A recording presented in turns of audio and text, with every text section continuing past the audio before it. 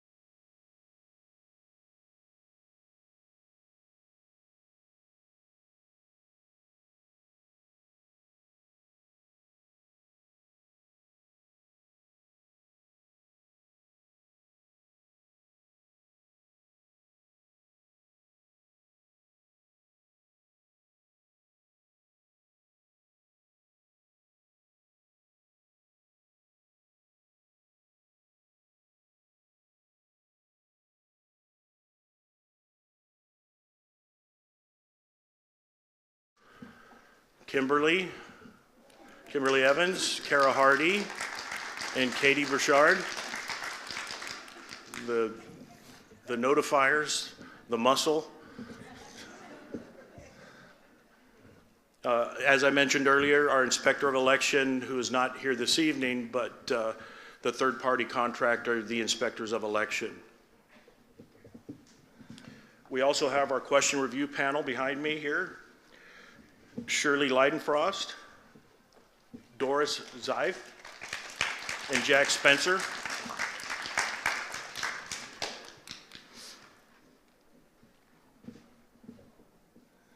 So the procedures for the candidacy statements, as you saw earlier, I took the candidates up onto the stage and they drew numbers. They will speak in the order in which the number they selected. Each candidate will have 5 minutes to present their statement. The timekeepers will hold up a sign at the 1 minute remaining mark, the 30 seconds remaining mark, and the 5 minute mark. A thank you sign will be held up and the candidate will end their remarks at that time.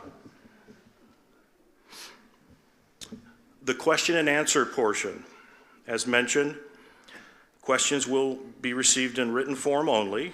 We received more than enough questions prior to the forum, so it's likely if you submit any tonight, it likely won't make it to the question. Each question will be reviewed or has been reviewed by the question review panel. Appropriate questions will be forwarded to the moderator and then the question asked of the candidates. The question will be directed to the candidates starting in alphabetical order by last name. After the first question has been answered by each candidate, the second question will then start with the second alphabetical order candidate and will rotate accordingly until there are no further questions of the candidates. However, we will try to end the forum as close to 8 p.m. as possible. Each candidate will have 1 minute to answer each respective question. Our timekeepers will follow the same procedure as was used during the candidacy statement portion of the forum, 30 seconds and thank you signs. Some residents have submitted questions prior to this meeting, as mentioned. Those questions have been reviewed by the question review panel prior to the beginning of this meeting. Also, residents will have the opportunity to write questions as the forum proceeds. Please bring those written questions to this table. There will be no audible or verbal questions from the audience allowed. Again, all questions must be submitted in writing and will be asked by the moderator. Repetitive questions will be combined into one question, and some questions may be reworded for clarification purposes. Lastly, all questions must be posed in a manner that all candidates may comment or respond. Questions must not be directed to individual candidates. The purpose of this is to provide a fair and equitable platform for each candidate. Lastly, the Code of Conduct, which is on your agenda as well. The association appreciates the candidates and your participation in this year's forum. In an effort to maintain proper decorum, we respectfully ask that all in attendance be courteous to the individual candidates and your fellow homeowners who have come to this meeting to be informed. Furthermore, audible verbal questions and or statements from the audience, as well as other disruptive behavior, will not be allowed. Anyone creating a disturbance will be asked to leave the meeting. So with that, we'll get on with the show. Tonight, our moderator is Bruce Hartwig. He has served on the board in years past and is also the chair of our Access Control and Safety Committee. So I'm going to turn the time over to Bruce to take it from there. Thank you.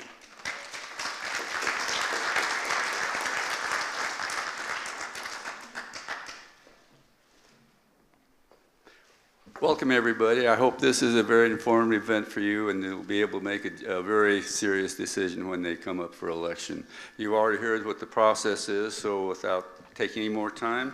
We'll start with the first candidate, Dell Mitchum.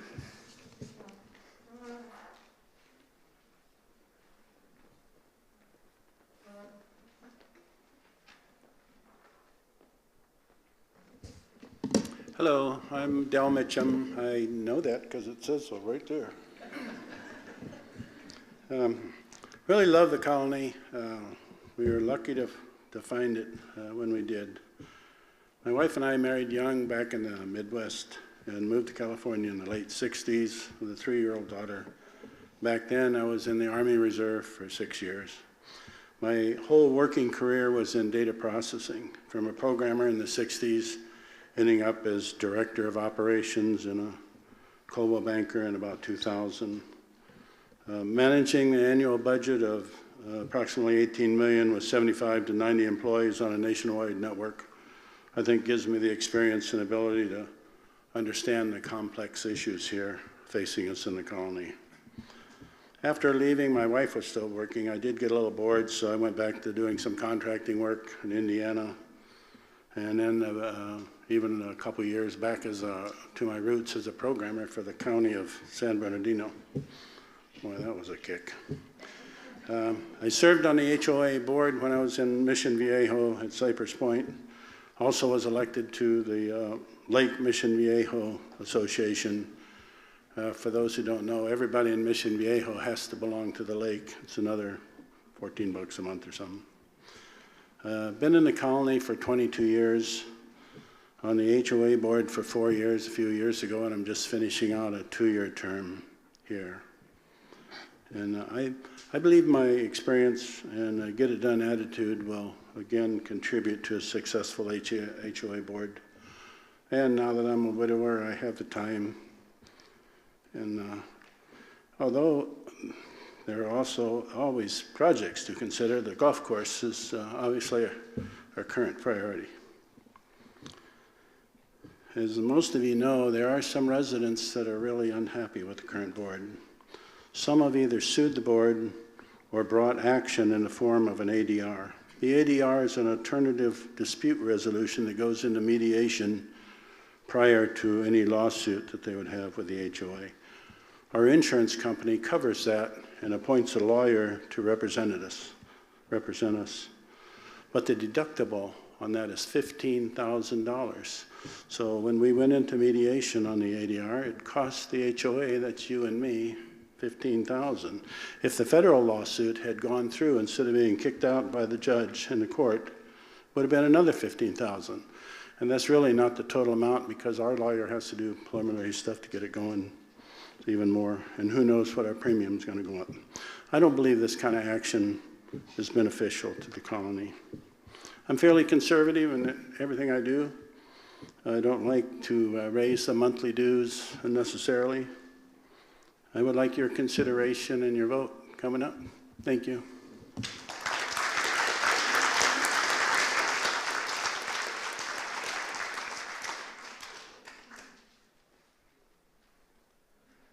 Chuck Gordon, you're up.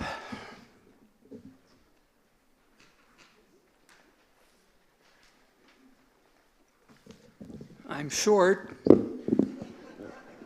Now that's better. I want to thank everyone here for the opportunity to introduce myself. I've been in the colony for over 7 years with my wife, Cece. We wanted a place where we could engage with people, participate, and be active. And this is the perfect community. We love it here. And we're so happy and proud to be a part of this community. Now, I have a problem. And the problem is I can't say no when people ask me to volunteer for stuff. So as a result, I'm involved with 6 committees right now. The first and foremost one, and the most important, is the Finance Advisory Committee, where I've been able to serve and work on your budget for the past several years.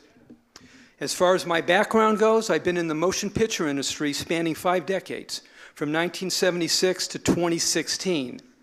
I've been working in various accounting and audit-related positions, The last 27 years, I worked for the motion picture industry pension and health plans, which is a major trust fund that serves all the employees and all the craft unions working behind the camera and all the studio employees. So I know what a fiduciary is. Now, I realize that our community has seen some choppy waters recently due to the golf course issue and the Article 20 dispute. So I know I'm not going to come in and be a savior due to the division and the polarization that we currently see that exist. But I can promise you, I will be part of the solution and not the problem. Now, just for the record, I did vote for the golf course. I thought it would be a good spend, it would be a good purchase if we can acquire it, and I'm still in favor of it. And I'm cautiously optimistic that it will be a success. Now, as far as Article 20 goes, I have an opinion. I'm not an authority. I haven't spoken to our attorneys or anybody. But my view is that it was necessary to establish the LLC. We needed to have a third-party relationship with the other entity that would be the golf course. We could not incorporate it because we are a non-profit mutual benefit corporation that enjoys many, many tax advantages. And if we commingled the resources, we could have lost those tax advantages. So it was important to establish the LLC. The other thing is it's going to afford us down the road, downstream, to be able to make compensation, if necessary, for the slopes and the fingers that have been a big problem here for many, many years. We would be able to provide the third-party entity the funds necessary to maintain them, which is to the benefit of our community and absolutely zero benefit for the golf course, whoever should purchase it. So that's my feeling on that. Now, I tend to be a fair and objective individual, and I want to tell you, I'm going to treat everyone with mutual respect. I had to do it at work, and I was in a very adversarial relationship all the time, being an auditor, and I'm going to do it here. And if you don't agree with me, that's fine. I can deal with it, and I will treat you with respect. And I think if you start getting to do that with people, you build trust. Now, I just want to say about our current board. I have a great deal of respect for these people. They had to go through a lot of criticism, but they have a thankless job. They get zero compensation. They don't complain. And quite frankly, I think they do a very fine job. Now, are they perfect? No, absolutely not. Neither am I. Are there things that they can do better? Absolutely. But not nothing any major. I wouldn't say it's huge, but there could be a tweak here and a tweak there where there could be some things that could be done a little better. For example, I think they could do better getting ahead of some of these issues. Some of those red flag, hot trigger issues, like the $34,000 purchase of the furniture. Had someone from the board or the management company given a little more in-depth information why we chose this vendor. What was the compelling reasons that we chose this vendor? There might be some very good reasons that would have diffused the situation and it wouldn't have wound up in the email threads that caused a great deal of consternation and a lot of anxiety within the community. So the board needs to get better of identifying red flags within the reports that they give every month and getting ahead of it and providing in-depth information so that you know the thought process behind these decisions. Anyway, I'm running out of time and I have a lot to say. So I'm going to close now by saying, as far as capital improvements go, well, I would like to investigate the possibility of a dog park and maybe shade sails out there for the pool. Thank you. Thank you for your consideration.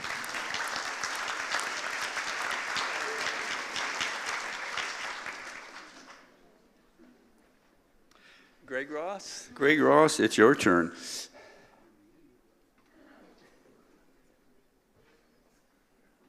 Howdy, I'm Greg Ross. I lived here about a year and a half. Chuck stole my thunder. I have nothing else to say. But what I'm going to tell you is a little story. When I was in my 40s, I decided I wanted to go back to school. I wanted to get a law degree. People said, well, that's a little crazy. You've been out of school for 20 years. It's kind of tough to go back. I said, well, I like a challenge, and I want to learn about the law. So I'm working full-time, working 45, 50 hours a week, so I went to school at night. 3 nights a week, 3 hours a night, 50 weeks, 4 years. It's a good way to kill a relationship and a social life, but it was worth it. I graduated, luckily. I went that far, I figured, well, you know what? Let's sit for the bar. I wasn't planning on becoming an attorney, I just wanted the knowledge. So, but I studied for a few months, sat for the bar. I decided if I pass it the first time, great. If I don't, I've already achieved my goal. Well, I did pass the bar first time through and became an attorney. So now, the middle part of the story. You have to take a aptitude test. You know, take the SAT for college. Well, we have to take the LSAT, law school aptitude test.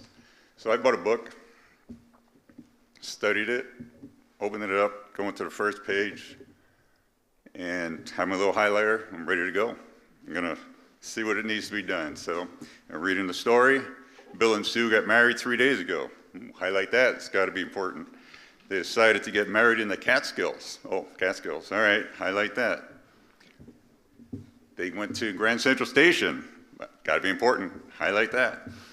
They went on platform 2P and took the 310 Northwest. Oh, that's important.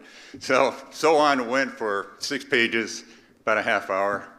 So I get to the first question, and the first question is, what color was the conductor's hat? I said, whoa, what does that have to do with the thing? Well, I highlighted a lot of stuff. I'm sure I did, I just forgot. So I go over, and wow, I highlighted a lot of stuff. And so, couldn't find it. I went back, well, this is my first one. Let me reread it. Still couldn't find the answer. So, all right, go to question 2. Disregard question 1. Oh! So, that taught me a great lesson. After I calmed down and taped the book back together, I just figured that we're taught all our life to read from left to right, top to bottom, front to back. It almost seemed like cheating, but what that taught me is you got to read the question first, 2 or 3 times, and then your brain, when you start reading, it's going to pick out the important stuff. And that's what I do now. I'm not a seasoned board member like Dell, who has a lot of knowledge, who you need to vote back in. I'm not a silver-tongued thespian like Chuck here, who's always ready for an impromptu speech. I'm not a CEM moderator who can get a question and 10 minutes later come back with 1,000 words highlighted and cross-referenced and read like honey, like Kathy can. Need to get her on too. What I can do is I can focus. I can get those issues, get those problems, get those questions, zero in on them. All the bickering, all the white noise, all the distractions won't bother me. I just go in there and do what I need to do. I'll be a fiduciary. Duty of care, duty of loyalty, duty of obedience. That's what we do. We work for you, the colony. I'm not doing it for me, I'm not doing it for the board. I'm doing it for all of you. And I appreciate your vote too. Thank you.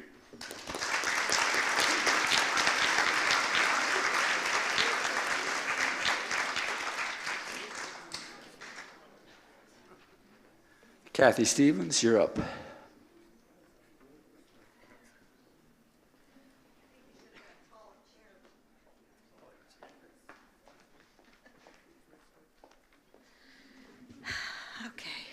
That's a tough act to follow, Greg.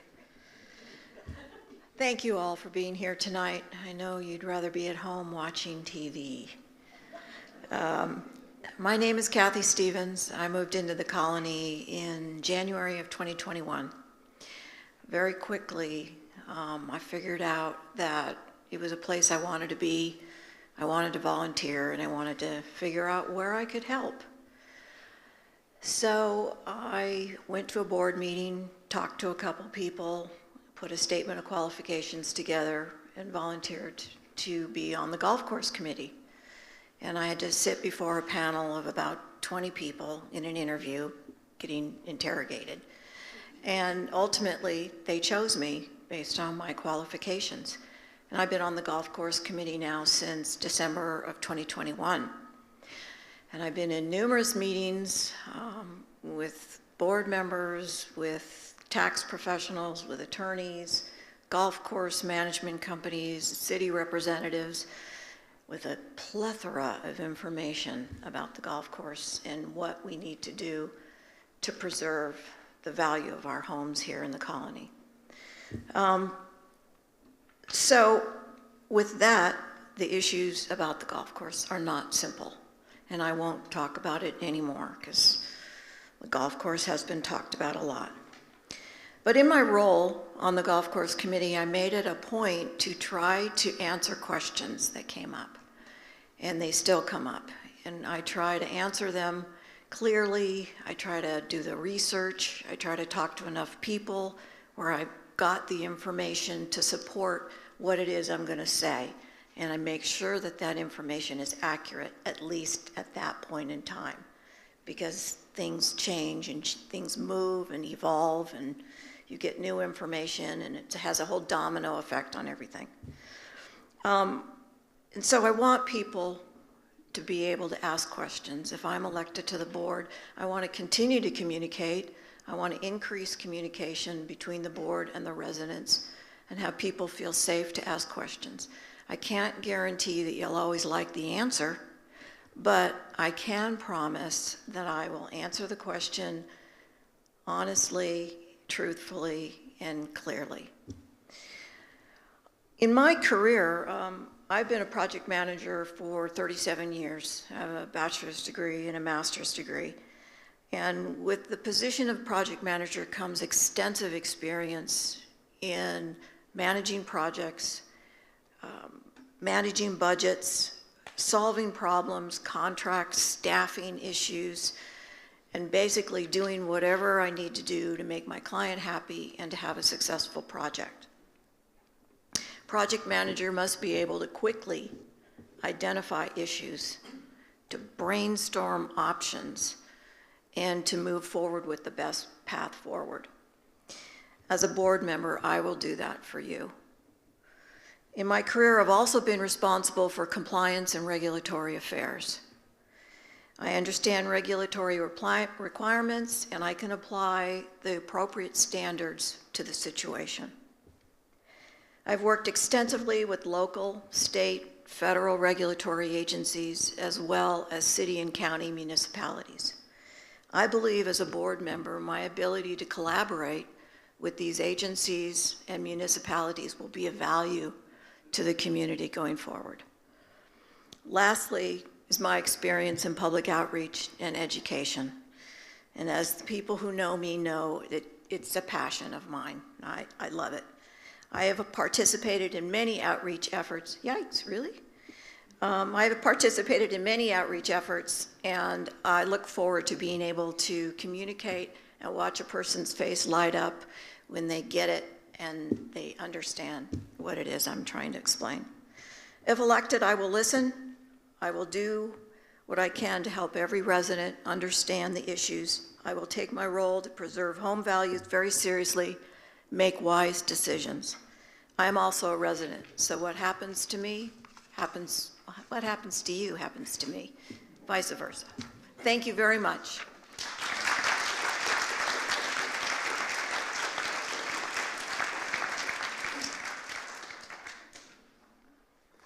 Pam Bliss.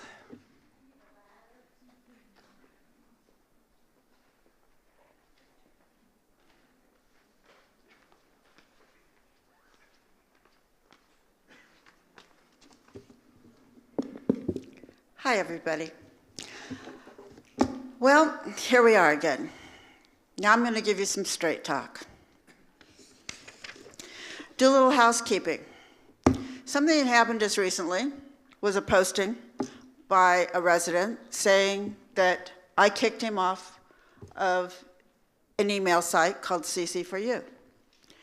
Then there was a pile-on of a lot of people, some sitting on this dais, of how terrible I am, slamming me for not being a person who is open to other points of view. I think it's gotten pretty vicious. A lot of you have read it. Well, one problem with that. None of it was true. I never kicked anybody off of CC for You. And to prove that, here's a screenshot of the membership list. Now, I've redacted it to protect other people's confidentiality, but here's the person's name right there. Here's the time and date stamp, so you can see that there was no foolery with it. Now, aren't we kind of done playing these juvenile games and trying to tear people apart with lies? So let's get on to some business, the business of the colony. Now, because I was an executive in the semiconductor electronic components industry for a long time, had responsibility for a $100 million corporation. When I started seeing bad business practices and things that just didn't really make sense to me, I started asking questions. Then I started getting answers, when I did get an answer, that didn't make sense to me either. So I started asking more questions. Now, I don't think that this is divisive. This is just trying to be informed and find out where my money's going and is my investment protected. Well, so, as you all know, I've been accused of filing lawsuits against the HOA. It's not true. So when I told people, if somebody tells you that, ask them to show you the document. They're unable to show you a document because it isn't true. So then it goes on to where even one of the candidates here said, well, you filed an ADR, and that's a legal action. Well, that just tells me that this person doesn't understand HOA procedure, because an ADR, alternative dispute resolution, is not a legal action. Are attorneys involved? Yes. Is it a legal action? No. Okay, so that kind of makes me question somebody's qualifications. But let's go past that, because maybe that's just a learning process and that can be solved. That's an honest mistake, okay? But what did I ask for in the ADR? I made a request of the board to see a copy of the budget. Now, I'm hoping that everybody here thinks that they have the right to see a copy of the budget with each line item and a description of it. 2 years later, I still do not have a copy of the budget. And basically, the result of the ADR was, well, if she wants a copy of the budget, she can just file a lawsuit because we're not going to give it to her. I think that's unacceptable. I think everybody in here who pays dues has a very real right to get a copy of that budget. I think there are also some misnomers here, and I'm sorry to dispute you on this, Chuck, but the golf course could be a nonprofit, and it could be organized under the 27 different categories in the United States for nonprofits, and it could be a 501c7. So it could have been done. I'm not saying it's an easy process, I'm just saying it could have been done. Other things that I would like to know about is I would like to stop this behind the closed doors business practices. Things need to be discussed out in the open so we know what's going on. If you're transparent and honest, and I do stress the word honest, there's a lot of this dissension that's going to go away because people aren't going to assume things. People aren't going to make up things. So I guess I need to close now. I'm inviting you to a meeting next Thursday to hear more. Thank you very much for being here.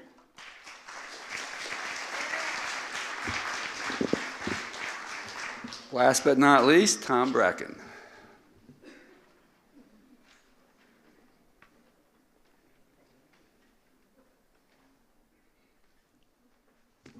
Good afternoon, everybody. You know, I wasn't going to say this until somebody beat me up on it. Here's why we sued, okay? We asked for permission. We asked for meetings. We asked to put stuff in a magazine, and they would not let us. They would not talk to us. And that's what a board is. So what other alternative do you have in this colony? You have to sue them. And that's why. And just like the colony email, I said 2 words, they threw me off. My wife said nothing, they threw us off. You think this is a democracy? I don't think so. It is control. I wasn't going to say nothing, but that's what it is. I've been in business many years. And I tell you, Article 20 is probably the worst piece of stuff I have ever seen, Article 20. It tells you nothing. It tells you, all it tells you, I'm going to take your money and you can spend it any way you want. But whatever it says in here is what you guys wrote. And there's nothing wrong with just saying that what you guys trying to say is power. First word you guys put out, power. You want all the power. You don't want to come to nobody else besides you guys. And if we don't like it, you say, oh, tough. And that's exactly what you do. I asked for a meeting with Walt and them. Guess what? I didn't get one. So what's your alternative in here? Just suck it up and just shell out your money? That's all your alternative is? To me, it's not.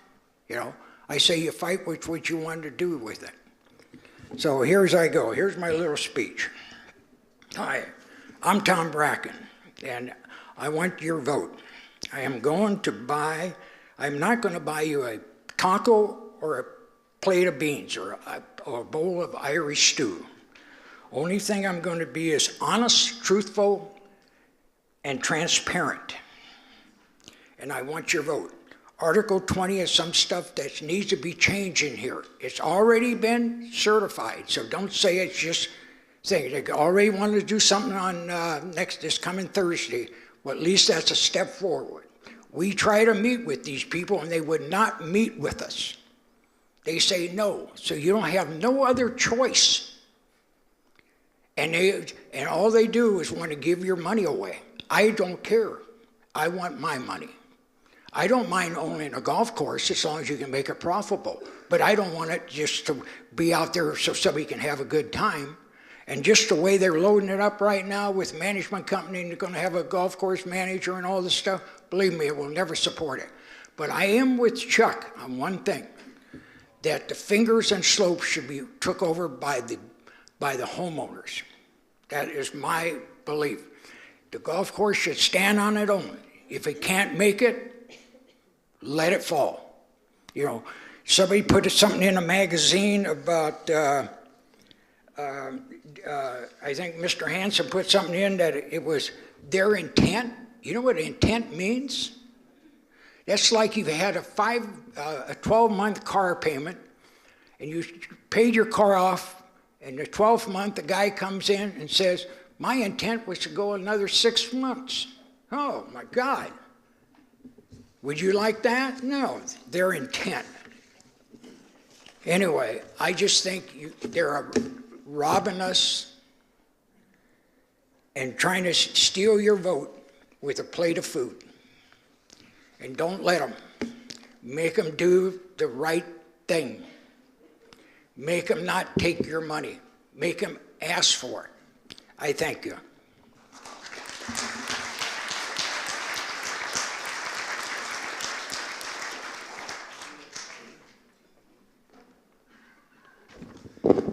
Thank you all. Now we will start with questions. The first question will be directed first to Tom Bracken. And the question is, what do you believe are the qualities of an effective board member? The quality of effective board members? The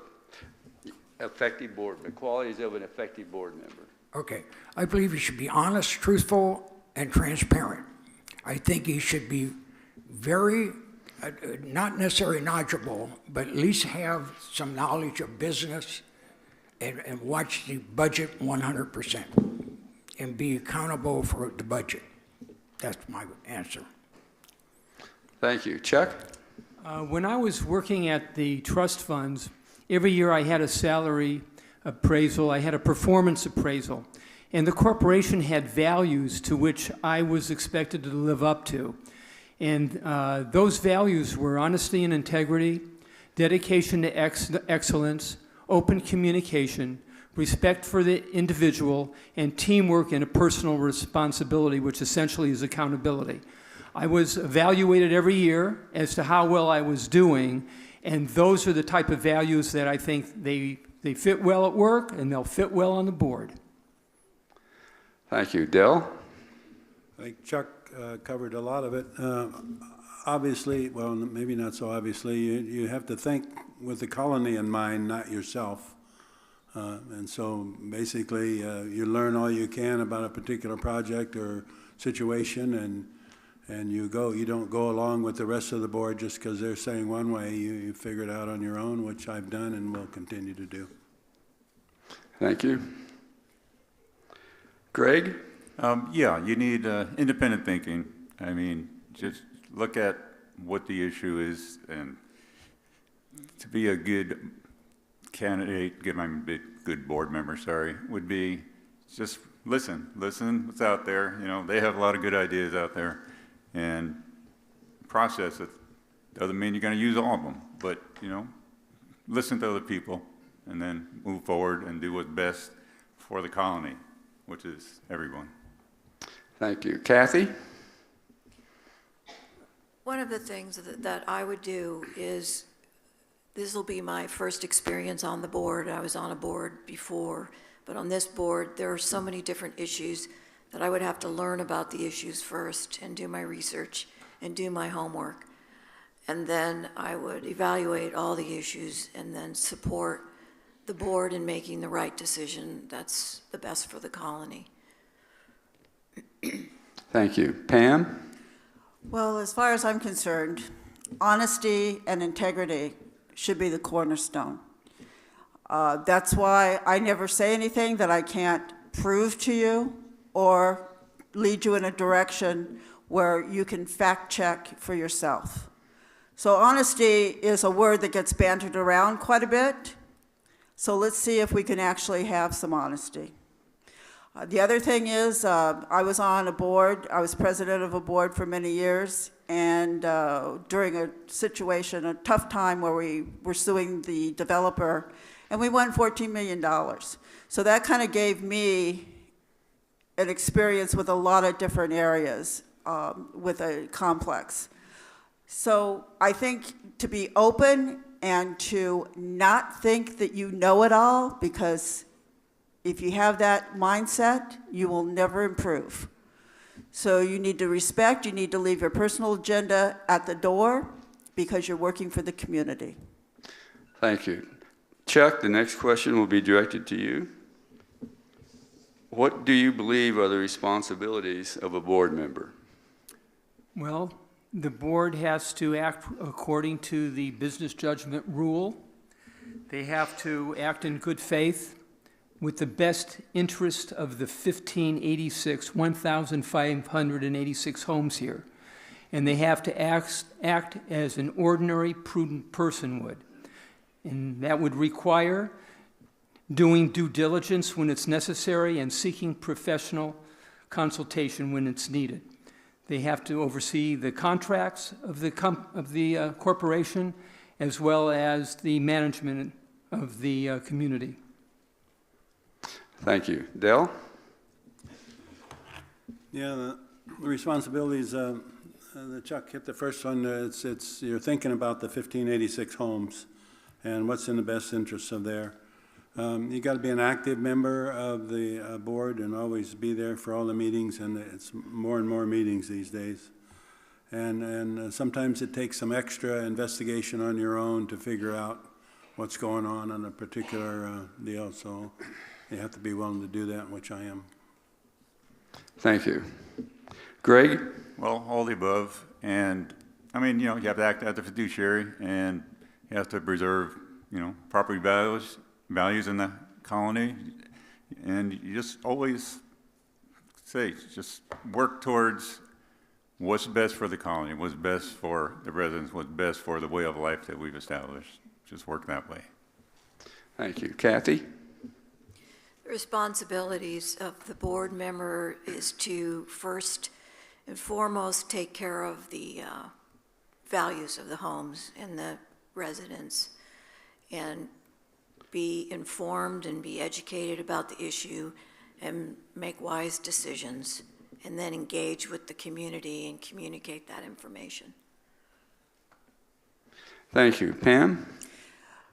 Foremost responsibility of a board member is to be the guardian of the monthly dues. And that branches out, that covers everything. If you are a fiscally responsible person and you guard the residents' dues every month, you are negotiating correct contracts. You're getting value for every dollar spent. All of that results in property values in the community being of the high standards. That's the primary responsibility. That and doing business in an open and honest manner. That's why we have laws that limit what can be discussed in executive sessions. Those need to start to be adhered to. Thank you. Tom? Repeat the question. What do you believe are the responsibilities of a board member? I believe you have a responsibility for 1,586 homes. Every home have the same share. Just because somebody thinks they should have more share, it doesn't make it right. I tell you, when I mail out all these envelopes, I did not realize how many single residents we had. This is an old neighborhood.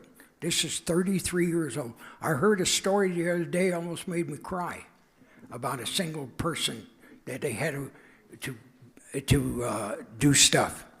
There's a lot of single old people in here, and I think the board just overlooks them because they promised them something and then did not do it. And I think that's wrong on 1,586 homes. Thank you.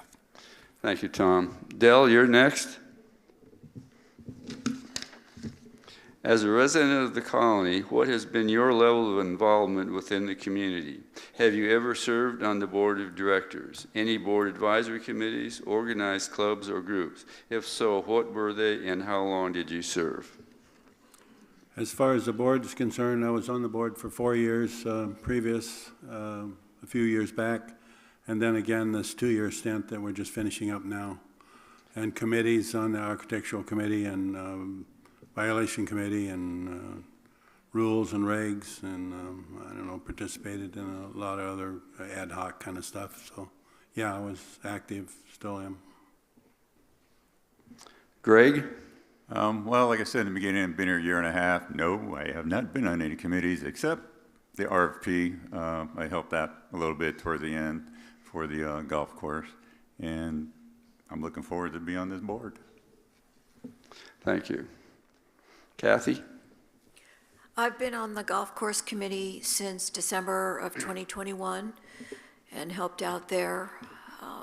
I've also answered questions from the community. A lot of emails I get privately and also on the colony emailers, and people ask questions and I try to answer those questions very clearly. Thank you. Pam? Yes, as I said before, I was the president of an HOA when we were suing the developer, which resulted in a $14 million payoff, which was, the majority was given back to the residents. So that kind of gave me experience in a lot of different areas that I probably would have never had before. Being an executive of a $100 million corporation, I had the responsibility that I felt personally for 500 employees.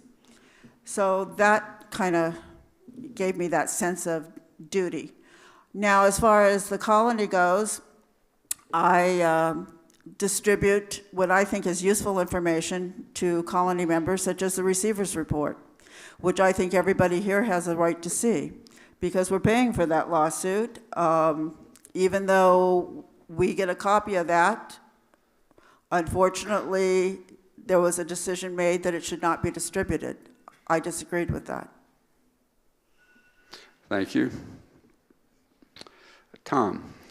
I was on this board for 4 years, enjoyed every minute of it, but I stepped on too many people's toes, so they got me off.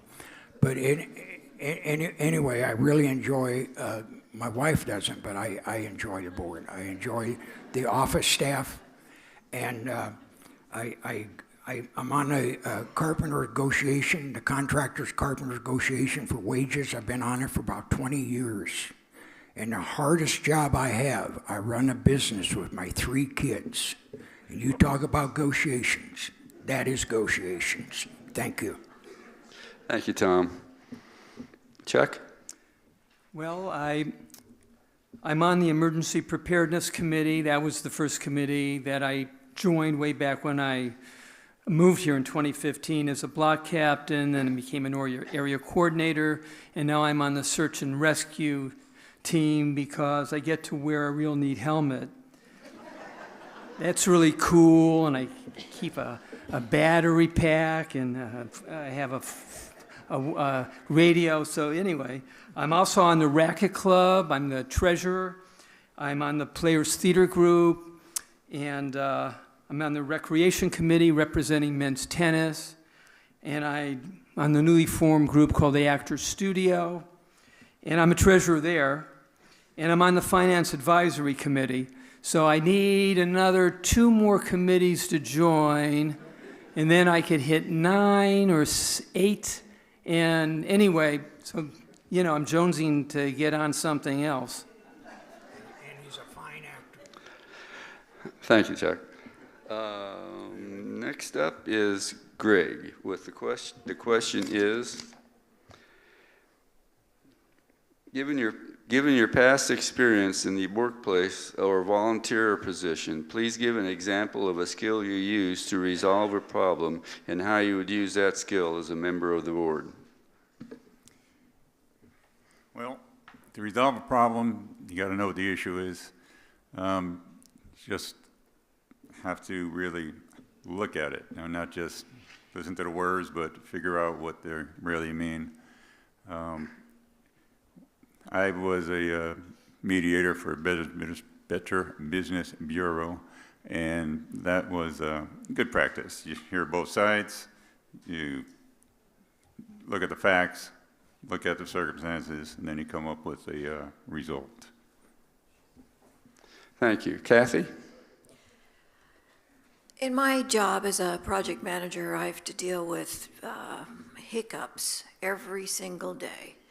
And that involves conflict, misunderstandings, misinterpretations. And you basically just have to talk to people, talk to clients, and get everyone to understand what happened, this is why, and this is our path forward. Thank you, Kathy. Pam? Well, had a lot of conflict with a lot of areas, and the thing to do is to find the common thread that brings people together. And there always is a common thread, no matter how diverse the opinions are. So that's what you look for, and I think that is what we can do to pull this community together. And I think that is what's needed. We need to stop taking sides and start looking at each other as neighbors with common interests. So that's what I would do. Thank you, Pam. Tom? Well, somebody told me something many years ago, a great guy. He said, if there's a problem, solve the problem now. Make the call now. Don't wait till tomorrow. This way, any problem is not as bad as you think it's going to be as what they tell you over the phone. And I have always followed that. If we have a problem on a job, I call the guy back right now. I don't wait till tomorrow or nothing. I just try to solve the problem that way, and I really believe that. That's how you solve a problem, is go and get the problem solved now, not tomorrow, now. Thank you. Chuck? You've heard the phrase, don't shoot the messenger? Guess what? I was the messenger. I was an auditor, and then I became the audit manager, and all the audit reports went out under my signature. People aren't happy when they get audit reports. So my whole life was dispute resolution, conflict. I had to report to the board of directors that were equal business reps of all the unions. You've heard of the Teamsters, the IATSE, all the craft unions, and then the business directors of the studios. I was in the middle of that in rooms like this. You guys are sweethearts compared to the people I had to deal with. So I was always involved in dispute resolution. It's been my life. I've learned to be very respectful with people. Otherwise, things go sideways in a hurry. So I'm very tactful and try to be diplomatic and get things resolved. Thank you. Dell? Toward the end of my life with Coldwell Banker, there was a company back east that was merging in with us, and they had a data processing center, and there was a big fight on who was going to control. And for a while, they just separated, and I was able to bring them back to the table and get some things done. The other thing that came to mind is once I had to fire this lady who was basically a troublemaker with a master's degree. And so I had a long chat with her and gave her an out so that she could exit gracefully and keep that off her record and feel better about leaving. Thank you, Dell. Kathy, it's your turn. As a member of the colony or another homeowners association, have you ever sued or threatened to sue the association for which you are or were a member and or its individual board members? No. Pam? No. Tom? Yes. And the reason why? Because they won't sit down and talk to you. Just the way I'm saying right now. They won't let you put stuff in their magazine because they think that's enough. There's a judge and a jury. There's rules about that, but only rule there is that you got to stand by, you got the right to sue. And a lot of people know that. If you don't get the right answer, you try to talk, you try to negotiate, you try everything. And they say no. What do? You sue. Thank you. Chuck? No, but there was an instance back in the early 90s when I moved into a condominium association, and my neighbor who was on the board found out I was an auditor. He thought there were problems going on with the books. So he came to me and asked, can you audit our books? We think there might be something going on with the management company. I said, well, I can't do a forensic audit. Besides, I don't have the time. I'm busy. You're going to need someone special. So I connected them with a forensic auditor. It's totally different than the type of audits we get, by the way. They did an audit, and a guy wound up in jail about within a year who was managing that association's books and finances. So there was embezzlement going on. So it resulted in a lawsuit. I was kind of connected to it because I connected them with the auditor. But no, I never personally sued an association. Dell? No, I have not. But I'm wondering about the words threaten to sue. If the HOA gets a letter from someone and it's coming from a lawyer, I consider that a threat to sue, and that has happened here. Thank you, Dell. Greg? No, I have not, and I never will. Pam, the next question is for you. Within our nation, we are experiencing unprecedented levels of inflation, and the overall cost of living continues to skyrocket. These increases directly affect the colony and its residents. If elected, what would you do to control increases in our monthly assessments without sacrificing the level of service the residents have come to enjoy and expect? First thing I do is look at every single contract. Now, if we have evergreen contracts, that would be stopped because that's ridiculous at this day. Look and review at everything. What you do is you cut the fat and reward the people who are performing. It's that simple. For example, we here at the colony, our dues are what, $270? There's a like community of homes, guard gated. Their dues are over $40 less per month than ours are. Their lawns, front yards are maintained and watered by their HOA, and they're lush and green. I was there last week. What's happening here? I don't know. What I can say is it's going to be a pretty penny for all of us to have to pay because our front lawns are being destroyed. So we need to look at stuff like that. Are we getting maximum dollar for what we are paying? Tom? First thing I do is look at the budget and see where we can cut in the budget. There's always some place you can cut. You might not like the cut, but that's the way it is. And I lived in Canyon Lake, where the guard service, you volunteered to be the guard at the gate. And then they had a patrol guy that worked for an agency, but we did our own patrol. We was our self-managing company. So sometimes you're just going to have to cut back and watch everything, and you should be very careful how you spend the money. Thank you, Tom. Chuck?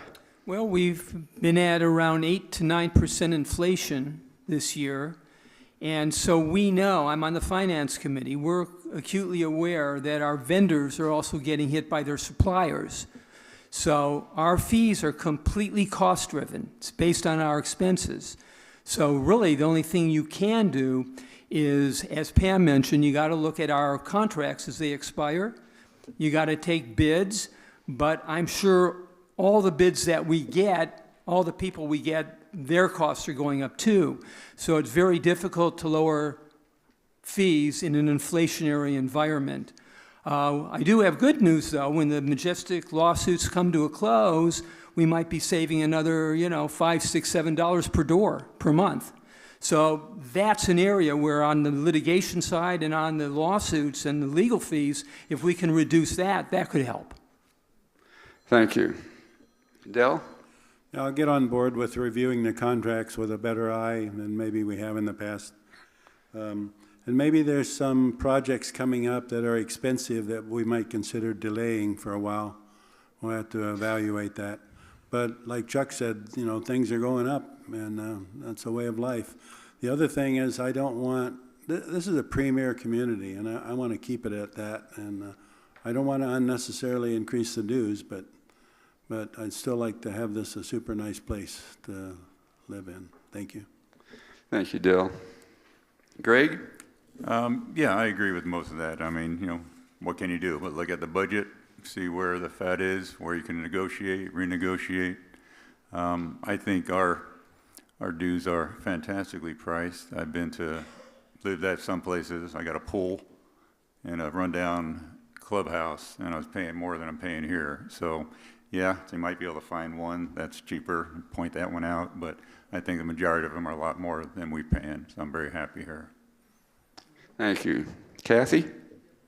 The first thing I'd like to do is learn about the process between the board, Associa, and the finance committee, and understand the rationale for how the operating account and the reserve funds are funded and how they're managed in the reserve study.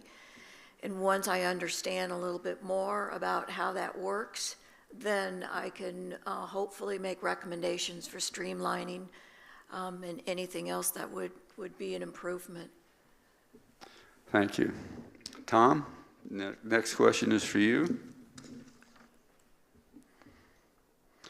The colony is faced with water restrictions that are ultimately impacting the association's turf and plant material. We are seeing those effects now, in part with the Browning turf. If elected, what direction do you believe the board should pursue in order to preserve and ultimately save our turf and plant material? Wow. Don't know. It's going to get worse too, because California is going to vote to put 10% of the reclaimed water into your water system for drinking. So reclaimed water is going to go up. I don't know. Maybe you have to take it out and go to, lack of other words, desert rock scene. I hate to say it, but it might happen, So you're going to have to really consider that. It's a tough one. Thank you. Chuck? Well, we're at the mercy of the Public Utility Commission and the water districts and their mandates, which is basically government. So we have to consider the steep penalties that if we are not in compliance. And if we remain in compliance to their new mandates, our grass is going to be lost. So there's going to have to be discussions at some point whether we're going to have to remove the turf altogether and go to some kind of a Mediterranean landscape, unfortunately. But as long as we're under these draconian restrictions, we have no choice. And I'm a compliance person, so I'm not ever going to advocate that we break rules and laws. Thank you. Dell? Yeah, pretty much we're just going to have to study and figure it out because mostly it's out of our control. We're just going to have to figure out as we go along and do the best we can and make our best judgment. I water my tree in front all the time, my water. I don't want to lose my tree. Thanks, Dell. Greg? Yeah, well, we're at the mercy of not only government, but Mother Nature, and you can never predict which way she's going to go. We pull everything out, we'll have 6 years of rain. You know, it is a tough call, you know. You have to do what you need to do. You think it's the wise choice. But, you know, try to look at it long term and come up with the best results. It'd be definitely a lot of brainstorming. Thank you. Kathy? I was at the Meet the Director meeting last Wednesday, and we had some very, very good discussion, and there's some talented people on the Landscape Committee who have been working very hard to evaluate drought-tolerant plants and different options for how we're going to deal with the drought, not only this year, but in the future. I'm very confident that these people can work with the board and we can come up with a solution. Thank you, Kathy. Pam? First off, there's a misnomer with the question. The Riverside County does not have any water restrictions whatsoever right now. Okay, so let's just get that out of the way. I think that there should be ongoing planning for future use because it obviously isn't going to get any better. But right now, I think it's an absolute travesty of what's happening here. And I got to be honest, I think it's poor management. The grass has been cut way too short. It should have never been cut that way in the first place. Watering needs to be done in a responsible manner. We need to cut back the runoff, and we need to water at decent times a day, which has started now, but it's like a day late and a dollar short. So I think we need to do some really good comprehensive management here and responsibility while we are working for future solutions. Thank you, Pam. Chuck, the next one's yours. What do you like best about the colony? If the majority of the membership has decided on an issue, how will you support it? I love the people in the colony. I have a lot of friends, and I'm involved with a lot of different facets of the colony, as I've expounded upon earlier. I love the people here, and I have made a lot of friends. I will always support the majority rule. I am not the kind of guy that's going to take my ball and go home if I don't get my way, and if I get on the board and I'm in the minority and the other board members are voting a different way than me, as long as it's compliant, I am going to support it 100%, and you won't hear a chirp from me. Thank you. Dell? We moved in here, I guess because of the people. Cards, playing cards in groups, travel, been all around the world with groups here. The activities are tremendous. This clubhouse is great. It's just literally the best place we ever thought about. And I also would support any decision made by the group as a whole. I may not agree with it, but I mean, that's the way it is. You know, it's a democracy here. Thank you. Greg? Well, I love a lot of stuff here. People are great. The activities are phenomenal. I mean, you can do morning to night. You can be active, or you can stay in your house, or you can sit out here and watch TV. You have a fantastic pool. You have a beautiful clubhouse. It's just a pleasure to bring people through it who haven't been here before. It's very impressive. And as far as, of course, majority rules, no question. Thank you, Greg. Kathy? I love the people here. I've only lived here since January of 2021, and just in my neighborhood alone, the way that everybody helps everybody else and comes together when somebody needs something is something I'm just not used to being part of. And yes, definitely support the majority. Thank you, Kathy. Pam? What I see here in the colony is a lot of great potential. There are a lot of really good people who live here. Unfortunately, there are a lot of people here who are afraid to speak out right now and feel like they've been overlooked. And unfortunately, we're losing a lot of good people, good neighbors that are moving out of the colony. We need to try to fix this. We need to make sure that things are done again in an honest and open manner. I too support whatever the majority wants to do, but I also support that the majority needs to make that decision based on honest, open information too. I think everybody deserves that. Thank you, Pam. Tom? That was my answer. I really believe I'm for the majority as long as fair when you do the majority, not scare tactics and stuff. You know, I don't believe in that. And if you're going to say something, make sure you follow through with it. It's not some lies where you put it onto other people. But this is a fantastic neighborhood.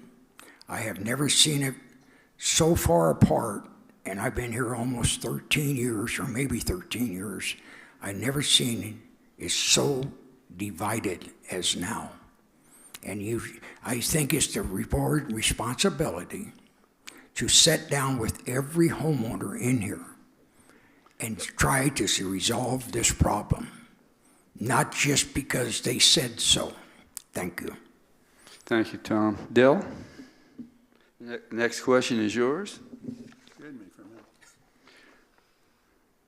If the association LLC successfully acquires the golf course and is not profitable, or at the very least breaking even, within the projected 1 to 3 years, what do you believe the board should consider doing with the golf course moving forward? Get rid of it. We got a 3-year projection, and the $2,000 we're collecting from everybody, $19.95, it's going to give us over $3 million. We've got a projected budget. They'll take care of fixing it up, and then a bumper there, buying it in the first place, and that's an iffy situation because we don't know how the lawsuit's going to happen on that 3.4 fraudulent loan. But if it goes downhill and it's not working after 3 years, we've got an out. We can get rid of it and go back to the way we were. Greg? Well, I guess it depends on how far off it is at the end of 3 years, what I would do, you know. If it's close, you move forward. If it's just ridiculous, then you have to decide then, you know, get everyone together and decide what is the best course of action. I mean, it's not going to be a unilateral, single person, single board decision. That'll be something for everyone. Thank you. Kathy? I have to admit, this is a tough question for me. Being on the golf course committee since December, I have a vision, and I've been listening to people and working with people for many, many months who really believe that this is going to work, and that at the end of 3 years, we are going to have a beautiful golf course that's really going to be just a wonderful amenity for the community. If that doesn't happen, the good news is we own the property, and we would be able to sell the property if we needed to. But I hope that doesn't happen. Thank you, Kathy. Pam? Straight talk, I don't know. I have no idea. I don't know I have not seen any real factual in-depth information. I have no idea, but I think what I can do is promise you that I will look for the best business solution possible for everybody here. But to sit here and tell you and give you pie in the sky, not going to do it because I don't know. Thank you, Pam. Tom? Do I want the golf course? Yeah. I'm the only one in here who donated money to the golf course. I didn't see nobody else pony up, counting the board members and stuff, and the golf course committee, and all these gentlemen and lady on line here. I donated $1,000 for it. I didn't see nobody else donating any money. I want the golf course, but I want to do it sensible. I can't tell you how many times I asked for a budget. You will never know what that golf course is going to make unless you sit down with pencil paper. Is that 3.1 million we're going to collect with the $2,000 enough? No. I can tell you that right now before you even start breathing on it. Thank you. Thank you, Tom. Chuck? Well, I'm very much hopeful that the golf course succeeds. If it doesn't, in 3 years, then we're going to have to get together as a community and seek ideas, even from the membership at large, because there are so many options and alternatives as to what to do with that property. It will have value. I have right now no ideas. We haven't crossed that bridge yet, so far out in the future. Right now, I'm thinking more positively and optimistically that it's going to succeed. Thank you, Chuck. Greg, this question is for you. Are you a team player and able to work with the board, not for what is best for your agenda, but what is best in the long term for the community? Well, yeah. I mean, that's where I want to be on the board. I want to be a team player. I want to keep the colony moving forward. I want to keep it looking beautiful like it is. I want to keep the people happy. I want to be a part of something great, which I think the colony is. Thank you. Greg? I'm sorry. Kathy? Yes, I'm a team player. I enjoy working with people. I enjoy collaborating, exchanging ideas, and working together for a common goal. So yes, I do enjoy being a team player. Thank you. Pam? If you're on an HOA board, you have to leave your agenda outside the door, because your agenda becomes the community agenda. So you have to work that way. There's no other alternative. The other alternative is kind of the situation we've been experiencing, where half of the people don't think that things are getting done right, and half of the people think that they are getting done right. We've got to, again, bring this community together, and the only way you can do it is to do everything out in the open. Make sure everybody has the information they need. Do not do this behind the door seat. Let's have a budget where we can see. Whose cell phone are we paying for every month? I don't know, but it's there. So let's just pull together and do it like we should be doing it. Tom? Yeah, I'm very much of a team player. I helped Chuck put his signs up today. Thank you, Tom. You're welcome, Chuck. That makes me a good team player. No, I believe you should have a team, but I believe the team should be thinking, not necessarily you should have all yes votes. You know, there got to be some no votes, just so the yes people know maybe to think about it a little bit harder. But I believe that everybody can run the board and become a team player if everybody follows the same rules, not different rules. Thank you, Tom. Chuck? I very much believe in teamwork and personal responsibility. It was one of those values that I mentioned earlier. I don't have any problem expressing my opinion. I'll do it in a very tactful way, but I don't have no problem doing that, and I have no problem owning my conscience. And I also admit I'm not always on the right, I'm not always correct, So, but very much so, I am a team player. That's how you get things done. Thank you, Chuck. Dell? Yeah, I'm a team player, always have been. Not just a yes man, but a lot of times when it's we take a vote and it's 7-0, everybody says, "Oh, they're all in the lockstep." Well, some of the reason for that is we talked about it for a long time and came to our conclusions before that vote. So it's not really representative of people just saying yes just to say yes and please the other people around them. This next question is for you, Kathy. What do you believe to be the top 3 priorities for the Board of Directors over the next 2 years? Wow. Well, we're going to have to get some resolution to the golf course, for one. And we have several projects on the books that need to be evaluated to see what the critical path would be in terms of getting those projects done and how they would get done and at what cost.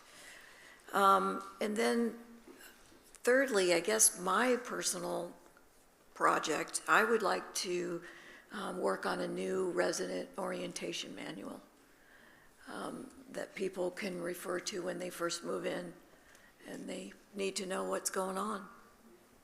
Thank you. Pam? Well, I think there's more than 3. One of the things is number 1, review the contracts. Let's get things in line, let's get the budget, because we know inflation's coming, it's here. We need to tighten the belt, but still make sure we have a high level of operations here. We also need to start planning for the drought and the water, which hasn't been done. Okay, we need to start that now. We're behind the curve on that. Then we need to also look at the golf course and make sure that this is being handled correctly. So there's a lot of things that need to be done. There's a lot of common area maintenance, repair issues that haven't been attended to, that now are going to cost more because they haven't been attended to, that need to be done too. But I think the water restrictions need to be a top priority, the contracts need to be a top priority, and the golf course. Thank you, Pam. Tom? There's a lot of stuff that's been neglected for a whole year. And the number 1, I'm going to say this because my wife's going to beat me up if I don't say it. This pool, the concrete around the pool, is the world's worst, and I'm a concrete contractor. Believe me, I'd be ashamed to even have my name on it. That is the worst. That should be the number 1 priority to do it. You're probably looking at $150,000 to do it right. And that's just the way it goes. And next thing, them steel shores underneath that patio have been only up for 6, 7 years, 8 years, I forgot now. Maybe somebody can answer it. That needs to be redone and make a decent place out there. Maybe put the bocce ball court in that area, and not in that area, but around that area too. A lot of things can be done, but the golf course have took a lot of the valuable time up. Thank you. Thank you, Tom. Chuck? Well, the obvious one is the golf course issue. We need to get that resolved, and we need to move forward in the next 2 years and see where we're going with it and get that up and running. The other one is landscape. There's a lot of problems with our landscape. There's a lot of dead plants. There's a lot of care that has not been attended to for one reason or the other, and now we got the drought. So landscape, I think, in the next 2 years is going to really be a front and center issue in this community. And last but not least, there's some little things like meeting format, like having, I may have mentioned it earlier, I don't know, but having questions at the back end of the meeting so residents can ask questions that come up during the meeting. And also, with respect to the meeting, I mentioned the report card survey, little things. Healing the community is going to be a big one in the next 2 years. Getting rid of the divisiveness and healing this community. Thank you, Chuck. Dell? I agree, the golf course and the restaurant. And the restaurant is a big deal, and we've been talking to some people about that and whether or not that we extend that patio out. And it's a big job to fix up that decking and all that stuff. And how fancy are we going to make it? Hopefully not that fancy to keep the budget down. But it's going to be more than just a restaurant for the golfers. It's going to be a great amenity for the people who live here. And the grass and the water situation, that's going to be ongoing, and as soon as we learn more, we'll know more. And I agree with Tom about taking over the slopes and the fingers sooner or later from the golf course. However, that's implications with the dues, and we're going to have to talk a lot about that and see how people feel about that to be able to have a lot of really nice places there, but it might be an increase in the dues, so we won't do that on our own. Thank you, Dell. Greg? Well, yeah, definitely top priority would be the golf course and getting that restaurant up. Like Dell said, I think that'd be a great amenity here for all the colony. And probably hardscape, landscape needs to definitely be looked at. And I'd also like to juice up the old reserves. You know, I think that'd be a top priority for me. Thank you, Greg. I want the candidates now to hide your disappointment because this next one is the last question. Oh, my God. And it's Tom. Tom, many members say that the community is divided and plagued with dissension. If elected, what efforts would you personally make to unify the community? I'm sorry, that was Pam. I'm sorry. I'll read it again. Oh, please. Many members say that the community is divided and plagued with dissension. If elected, what efforts would you personally make to unify the community? Well, first effort I would make would be have total transparency. Because like I said, the best thing to unite a community is everybody hears the same information. The information is open, honest, and in depth. People are going to have differences of opinion, of course. But if we're all dealing from the same deck, we can find, again, a common thread. The common thread should be the best of the community. The best of the community encompasses everybody, not just a select few. For example, when we have these committees formed, majority of us find out, oh, gee, there's been a committee formed and these are the people on it. Well, why wasn't that announced to the membership? Why wasn't it says, hey, we're thinking about forming a committee. Does anybody have an interest in being on it? Well, that causes dissension right there. So let's start opening things up and working with each other and treating each other like this is a community. Thank you, Pam. Tom? You know, I thought about this while she was talking, but the golf course have took a lot of time up. There was no question about it. And the people are getting very frustrated with their money because the pool is going to pieces, the patio is not done, so on down the line, and they ceded money. And you know, I really strong believer, I think you got some great people on that golf course committee, but I think you need some out-of-the-box thinkers. I'll guarantee you that I could probably make that golf course a go if I really wanted to. That all you have to do is put a little outside think, and I could tell you a way to do it, but I'm not going to tell you. Because if I tell you, they'll say, it was your idea because it failed. But anyway, can I say what, I'm going to tell you what happened here, okay? Okay, my time's up. I won't tell you. Thank you, Tom. Chuck? Well, the question was regarding divisiveness in the community and what I'm going to do about it. Well, first off, unity only works if the other parties are mutually interested in reconciliation. Because if they're not, it's a non-starter. Now, no matter what the situation, the board, and specifically me, need to build and maintain trust within the community. You do that by being honest, with better reporting and communication, with an emphasis on accountability. If we make a mistake, and we do make mistakes here, either on the board or management, the best thing to do is come forward and say, look it, we screwed up. That's how you build trust with the community. We've had them before. We've had oversights. You just need to come forward and be forthright with the community, and you start building trust. Thank you, Chuck. Dell? We talked a couple times tonight about 1,586 homes and getting people involved, and that's pretty much how we're going to have to do the best we can to get more and more people involved, and maybe have more group meetings and to tell people whenever we're doing anything that's a little bit strange or a little bit off the norm.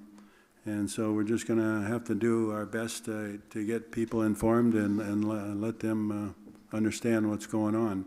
We can't give them the minutia of every meeting. That would just drive everybody crazy, but we can certainly give them the synopsis.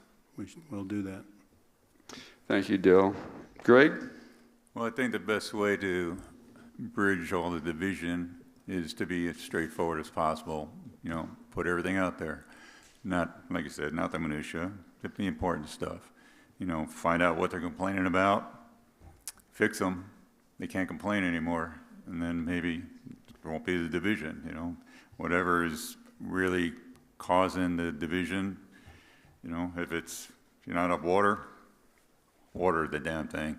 If it's not enough information, give them more information.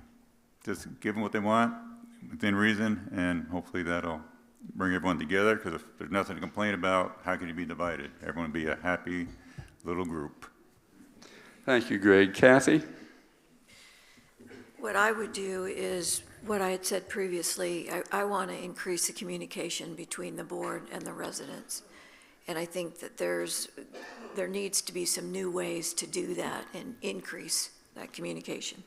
We also have 14 board-sanctioned committees, and those committees desperately need people on them to get involved, and we need to get more people in the community involved and engaged so that they can understand what's actually going on and communicate the truth. You can communicate forever and ever and ever, but you can't force people to actually listen and understand and agree with the truth. Thank you, Kathy. Well, that concludes our questions for the night. I want to thank the audience for their attention. I hope you've all learned something which will help you make the decision you want to make.